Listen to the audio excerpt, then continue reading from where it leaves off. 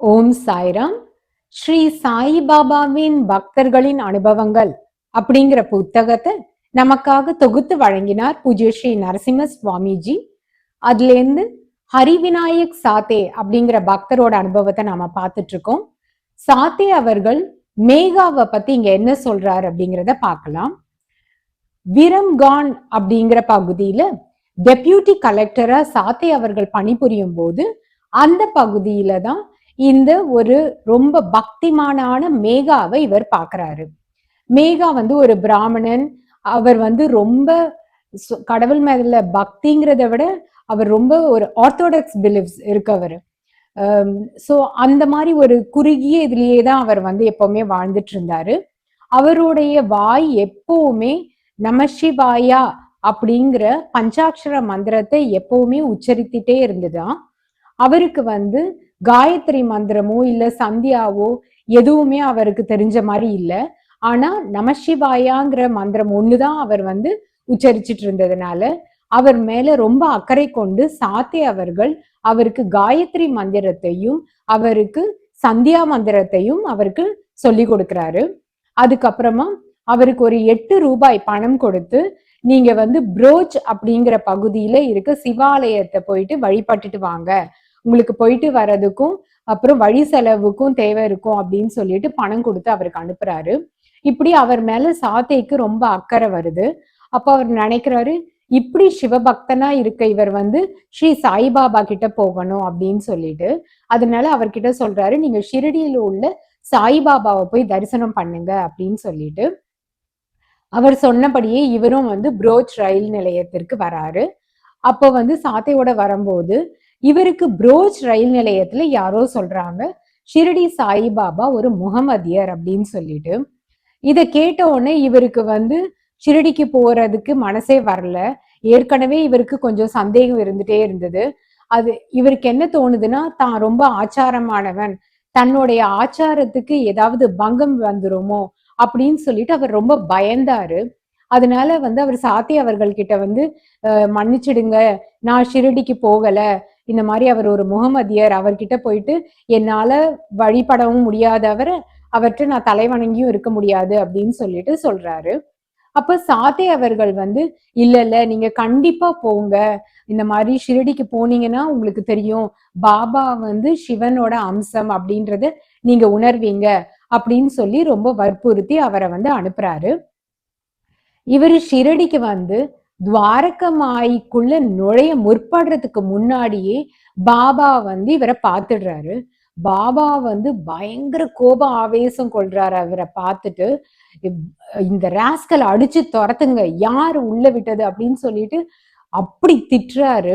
பாபா வந்து இவரை மட்டும் திட்டல, சாத்தே சொல்றாரு, நான் தானே இப்படி ஒரு குறுகிய மனப்பான்மை உள்ள ஒரு மனிதரை வந்து நான் அனுப்பியிருக்கேன் இவரோட வழிபாட்டுக்காக, அந்த கோபத்தையும் பாபா இப்ப காண்பிக்கிறதா தான் எனக்கு தோணுச்சு அப்படின்னு சாத்தே அவர்கள் சொல்றாரு. சோ இவரை வந்து உள்ளவே வரவிடல ஸ்ரீ சாயி பாபா. உடனே இவர் என்ன பண்றாரு, திரியம்பக் போறாரு. திரியம்பக் போயிட்டு அங்க கங்கா துவாரால உட்காந்து அங்க வந்து ஒரு வருஷம் இல்ல 1.5 வருஷத்துக்கிட்ட சொல்லலாம், அங்கேயே அவர் வந்து தன்னுடைய சிவ வழிபாடை நடத்திட்டு இருக்காரு. அதுக்கப்புறமா இவர் திரும்பி ஷிரடிக்கு வராரு. இவர் முதல் முறை ஷிரடிக்கு வரதுக்கு தயங்கினப்ப கூட சாத்தே அவர்கள் என்ன சொல்றாருன்னா, என்னுடைய மாமனார் அங்கதான் இருக்காரு, நான் வந்து உங்களுக்கு ஒரு அறிமுக கடிதமோ அவர்கிட்ட கொடுக்கறதுக்காக கொடுத்து அனுப்புறேன், நீங்க அதை வச்சுட்டு நீங்க ஷிரடி போங்க அப்படின்னு சொல்லிதான் அனுப்புறாரு. இப்ப 2வது முறை வந்து இவர் திரும்பி ஷிரடிக்கு வரணும்னு மேகா நினைக்கிறாரு. இந்த தடவை வந்து சாத்தே அவர்களுடைய மாமனாரோட ஒரு குறுக்கீட்டால பாபா வந்து இவரை துவாரகமாய்க்குள்ள வர்றதுக்கு அனுமதிக்கிறாரு. இப்படிதான் மேகா அவர்கள் ஸ்ரீ சாய்பாபா கிட்ட சாத்தே மூலமா வந்து சேர்றாரு. மேகாவுக்கு வந்து பாபா எந்த வாய்வழி உபதேசங்களும் கொடுக்கவே இல்லை. ஆனா மேகாவோட மனச பாபா வந்து ரொம்ப நல்ல பக்குவப்படுத்தி அவருக்குள்ள பெரிய மாறுதல்களை கொண்டு வந்தார் அப்படிங்கிறாரு சாத்தே. மேகா வந்து அவருடைய சிவனை வந்து வழிபடும் போது எப்பவுமே ஒரு கால்ல நின்னுதான் வழிபாடு செய்வாராம். ஒரு கால் அப்படின்னு சொல்லணும்னாக்கா, இந்த கால் இப்ப நேரா நம்ம இப்படி வைக்கிறோம் பூமியில அப்படின்னா, இன்னொரு கால் வந்து அந்த பாதம் வந்து இந்த காலோட முட்டியில இருக்க மாதிரி அவர் வச்சுட்டு ஒரு கால்ல நின்றுதான் பூஜை பண்ணுவாரு சிவனுக்கு. இந்த மாதிரி பூஜையை தான் அவர் வந்து ஸ்ரீ சாயிபாபாவுக்கு மத்தியான நேர ஆரத்தி அப்பவும் மாலை ஆரத்திக்கும் இப்படியான பூஜைகளை தான் அவர் வந்து தினசரி செஞ்சாராம். இப்படி தினசரி செஞ்ச அவர் வந்து அவருடைய சேவை வந்து 1912 அவருடைய மறைவோடு அது முடிவடைந்தது. அப்ப அவர் வந்து இறந்தப்போ ஸ்ரீ சாயிபாபா வந்து தன்னுடைய திருக்கரங்களை அவருடைய உடல் மேல அப்படியே தடவி சொன்னாராம், இவன் என்னுடைய உண்மையான பக்தன் அப்படின்னு சொல்லிட்டு. அந்த அவர் இறந்ததுக்கு அப்புறமா அந்த ஃபியூனரல் ரைட்ஸ் எல்லாம் முடிஞ்சதுக்கு அப்புறம் பிராமணருக்கு போஜனம் வந்து என்னுடைய பணத்தையே உபயோகம் பண்ணி எல்லாருக்கும் போஜனம் பண்ணி கொடுங்க அப்படின்னு சொல்லிட்டு இந்த வேலையை திரு தீக்ஷித் அவர்கள் கிட்ட பாபா வந்து ஒப்படைச்சாரா. அதை சரிவர தீக்ஷித் அவர்களும் செஞ்சாரு அப்படின்னு சொல்லி சாத்தே அவர்கள் சொல்றாரு. இதோட மேகா பற்றிய குறிப்பு முடிவடைகிறது. இதுக்கப்புறம் சாத்தே அவர்கள் ஷீரடியை விட்டு ஒரேடியா ஏன் கிளம்பி போனாரு அப்படிங்கிற அந்த தருணத்தையும் நம்ம கிட்ட இப்ப பகிர்ந்து கொள்றாரு.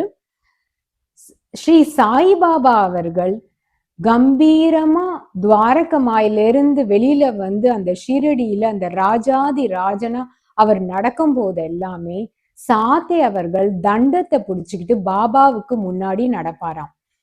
இந்த ஒரு அருகதைய இந்த ஒரு தகுதியை வந்து பாபா அவருக்கு கொடுத்திருக்காரு. இந்த பிளெஸிங் வந்து மற்றவங்களுக்கெல்லாம் வந்து ஒரு பொறாமையா மாறிடுச்சு. ஷிரடியில இருக்க எல்லாருக்குமே வந்து ஏன் இவருக்கு மட்டும் இப்படி ஒரு தகுதியை பாபா கொடுத்தாரு அப்படின்னு நினைக்க தோணுச்சு. அவங்களுக்கு எல்லாருக்குமே எப்ப பார்த்தாலும் சாத்தை மேல கோபமும் அவர் மேல ஒரு பொறாமையும் ஆத்திரமும் எப்பவுமே இருந்துட்டே இருந்துதான். அதனால அவங்க எல்லாம் என்ன பண்ணாங்கன்னா, நானாவலி அவர் வந்து பாபா மேல ரொம்ப பிரியமா இருந்தாரு. அவரை வந்து சாத்திக்கு எதிரா அவங்க வந்து செய்யற மாதிரி பண்ணிட்டாங்க. இவர் நானாவலி வந்து ரொம்ப கோபப்படக்கூடியவர்.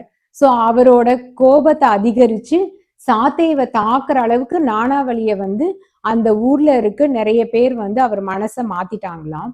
இதனால சாத்தே என்ன சொல்றாருன்னா, ஷிரடியில அடிக்கிற அந்த காத்து கூட எந்த திசையில அடிக்குதுன்னு நான் வந்து கண்காணிச்சுக்கிட்டே இருக்க வேண்டியதா இருந்தது. ஸ்ரீ சாயிபாபா எங்களை கண்காணிச்சதுனாலதான் எங்களால அங்க உயிரோடையே வாழ முடிஞ்சுது.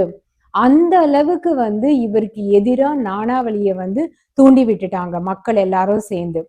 ஒரு முறை என்னாச்சா, இதே மாதிரி ஸ்ரீ சாயிபாபா ஷிரடி சாலையில நடந்துட்டு இருக்கும் போது இவர் வந்து சாத்தே ஸ்ரீ சாயிபாபாவுக்கு முன்னாடி அந்த தண்டத்தை ஏந்திக்கிட்டு அவர் நடந்துட்டு இருந்தாராம்.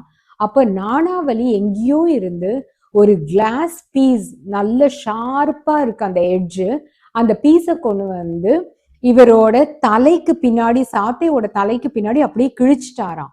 அவர் கிழிச்ச உடனே இவர் வந்து தன்னோட உயிரை காப்பாத்திக்கிறதுக்காக அவர் அப்படியே பிடிச்சு அங்க வந்து ஷிரடி சாலை ஓரத்துல வந்து அந்த மரக்கட்டைகள்லாம் அடுக்கி வச்சிருந்தாங்களாம். அந்த மரக்கட்டைக்கு அடியில அவரை போட்டு நசுக்கணும் அப்படிங்கிற மாதிரி கோவத்துல அவரை வந்து கண்ட்ரோல் பண்ணியிருக்காரு. அப்ப ஸ்ரீ சாயிபாபா வந்து சாஹேப் வேண்டாம் விட்டுடுங்க அப்படின்னு சொல்லிட்டு சொன்னாராம். ஸ்ரீ சாயிபாபா சொன்ன உடனே இவர் வந்து அவரை விடுவிச்சுட்டாராம். இந்த மாதிரி பல தருணங்கள்ல நானாவலியால இவருக்கு ஆபத்துகள் நிறைய வந்தது அப்படின்னு சொல்றாரு.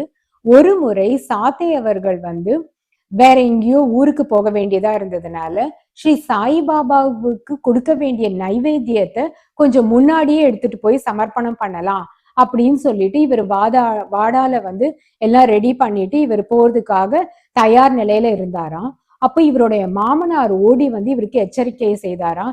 ஐயோ இப்ப நீங்க போக வேண்டாம், ஏன்னா நானாவலி வந்து துவாரகமாயி வாசல்லையே நின்றுட்டு இருக்காரு, அவர் வந்து ஒரு கோடாரிய வச்சுக்கிட்டு கொலை வெறியோட நின்றுட்டு இருக்காரு, கண்டிப்பா அங்க போனா அவர் வந்து கொலை பண்ணிடுவாரு, அதனால தயவு செய்து நீங்க போகாதீங்க அப்படின்னு இவரை தடுத்தாராம். அப்ப சாத்தைக்கு ரொம்ப மனசு வேதனையா ஆயிடுச்சான், ஏன் இந்த மாதிரி நமக்கு ஒவ்வொரு முறையும் நடந்துட்டு இருக்கு அப்படிங்கிற மாதிரி. அதனால பாபா கிட்ட அவர் வந்து உத்தரவே வாங்காம ஒரேடியா ஷிரடியை விட்டு கிளம்பி அவர் வந்து பூனா போயிட்டாரு அப்படின்னு சொல்றாரு. ஸ்ரீ சாய்பாபாவுக்கு தெரியும், நான் ஷிரடியில இருக்கிறத விட பூனால இருக்கிறது தான் அந்த நேரத்துக்கு எனக்கு உகந்ததுன்னு தெரியும், அதனாலதான் அவர் வந்து என்ன பூனாவுக்கு அனுப்பி வச்சிட்டு இருப்பாரு அப்படின்னு சொல்றாரு. நான் வந்து ஷிரடியில இருக்கும்போது பாபா என்னை எப்படி பாத்துக்கிட்டாரோ அதே மாதிரிலாம் அதே மாதிரிதான் நான் பூனால இருக்கும்போதும் பாபா என்ன பாத்துக்கிட்டாரு, அவரோட ஆசீர்வாதங்கள் எனக்கு இருந்தது அப்படின்னு சொல்லிட்டு இவர் சொல்றாரு. ஏன்னா இவர் வந்து ஷிரடியில இருந்தா இவர் உயிருக்கு ஆபத்து வருங்கிறதுக்காக கூட பாபா இந்த மாதிரி பண்ணிருக்கலாம் அப்படின்னு.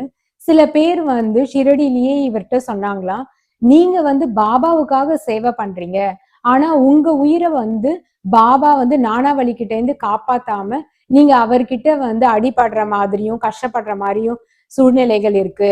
அதனால நீங்க வந்து ஏன் இந்த பாபா மேல நம்பிக்கை வச்சிட்டு இருக்கீங்க இன்னும், அவர் உங்களை ஒன்னும் காப்பாத்தலையே இந்த கஷ்டத்துல இருந்து அப்படின்லாம் கூட சில பேர் சொன்னாங்களாம். ஆனா அதுக்கு இவர் என்ன பதில் சொன்னாருன்னா, பாண்டுரங்கர், அதாவது பண்டரிபுரத்துல இருக்க விட்டலோட ஒரு பக்தர், அவர் பேர் கங்காதர் சாஸ்திரி அப்படிங்கிறவர். அவர் வந்து கைக்வாட சேர்ந்த ஒரு லாயர். அவருக்கு வந்து சில எதிரிகள் இருந்தாங்களாம். அந்த எதிரிகளால அவரோட உயிருக்கு ஏதோ ஆபத்து நேர்ந்துடும் அப்படின்னு சொல்லிட்டு அவர் என்ன பண்ணியிருக்காரு, பண்டரிபுர விட்டலோட கோவிலுக்குள்ளேயே போய் அங்கேயே ஒளிஞ்சிட்டு இருந்தாராம். ஆனா அந்த அவரோட எதிரிகள் வந்து கோவிலுக்குள்ளேயே பண்டரிநாதருக்கு கண் முன்னாடியே அவரை வந்து கொலை பண்ணிட்டாங்களாம். இததான் அவர் சொன்னாராம். அதனால வந்து ஸ்ரீ சாயிபாபா என்னை காப்பாத்தல அப்படிங்கறதெல்லாம் கிடையவே கிடையாது. அவருக்கு தெரியும் நான் எப்ப எங்க இருக்கணும் அப்படின்னு சொல்லிட்டு சாத்தே ஒரேடியா நான் ஷிரடியை விட்டு கிளம்பிட்டேன் அப்போ அப்படின்னு சொல்றாரு. இவர் வந்து ஒரு தடவை பூனாவோட புறநகர் பகுதியில வந்து ஒரு டென்ட் போட வேண்டியதா இருந்துதான். இவர் வந்து வேலை விஷயமா கேம்ப் அங்கங்க போகும்போது டென்ட் போடுவாங்க அப்படின்னு சொல்லி இருந்தார் இல்லையா, அந்த மாதிரி அந்த ஒரு சபர்ப்ல வந்து ஒரு டென்ட் போட வேண்டியதா இருந்துதான். அந்த டென்ட் போடுற இடத்துக்கு பக்கத்துல, அது வந்து கோத்வாட் அப்படிங்கிற ஒரு இடம், அதுக்கு பக்கத்துலயே வந்து ஒரு பெரிய அத்தி மரம் இருந்துதான். ஸ்ரீ சாயிபாபா எப்படி வந்து வேப்ப மரத்து அடியில தியானம் பண்ணாரோ அதே மாதிரிதான் தத்தாத்திரேயர் வந்து அத்தி மரத்தை புனிதப்படுத்தினார். சோ அந்த அத்தி மரத்துக்கு வந்து இவங்க டென்ட் போடுறவங்க எல்லாம், அந்த வேலையாட்கள் எல்லாம் இருக்காங்க இல்லையா, அவங்களுக்கு இந்த அத்தி மரத்தோட புனிதத்தன்மை எதுவுமே தெரியாததுனால அவங்க என்ன பண்ணியிருக்காங்க, அந்த அத்தி மரத்தை சுத்தி இந்த கயிறெல்லாம் கட்டி இந்த டென்ட் நல்லா இழுத்து கட்டணும் அப்படிங்கிறதுக்காக இந்த மாதிரி எல்லாம் யூஸ் பண்ணிட்டாங்க. இவருக்கு வந்து நிறைய இடையூறுகள் ஏற்பட்டுட்டே இருந்ததா சாத்தேக்கு அங்க இருக்கும்போது. ஏன் இப்படி எல்லாம் நடக்குது அப்படின்னு இவருக்கு ஒண்ணுமே புரியலையா. அதுக்கப்புறம் விசாரிச்சதுக்கு அப்புறம் தான் தெரியுது, இந்த டென்ட் வந்து அத்தி மரத்துக்கு அடியில போடப்பட்டிருக்கு. அது இல்லாம அத்தி மரத்தை சுத்தி கயிறெல்லாம் கட்டி இந்த டென்ட் போடுறதுக்காக அந்த மரத்தோட புனித தன்மையே பாதிக்கிற அளவுக்கு நடந்துக்கிட்டாங்க அங்க இருந்த வேலையாட்கள் அப்படின்னு சொல்லிட்டு இவருக்கு ரொம்ப மனசு கஷ்டமாயிடுச்சாம்.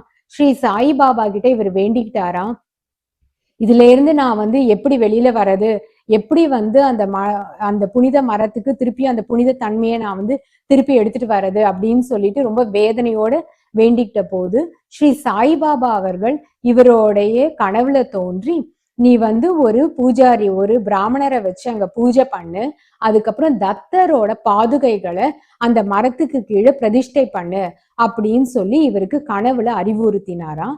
அதுக்கேத்த மாதிரி ஒரு பூஜாரியையும் இவர் நியமிச்சு ஒவ்வொரு நாளும் அங்க வந்து பூஜைகள் நடக்கிறதுக்காக தத்தரோட பாதுகையும் அங்க பிரதிஷ்டை பண்ணி காலையிலயும் மாலையிலயும் அந்த பூஜாரியை வச்சு பூஜைகள் நடத்தப்பட்டது.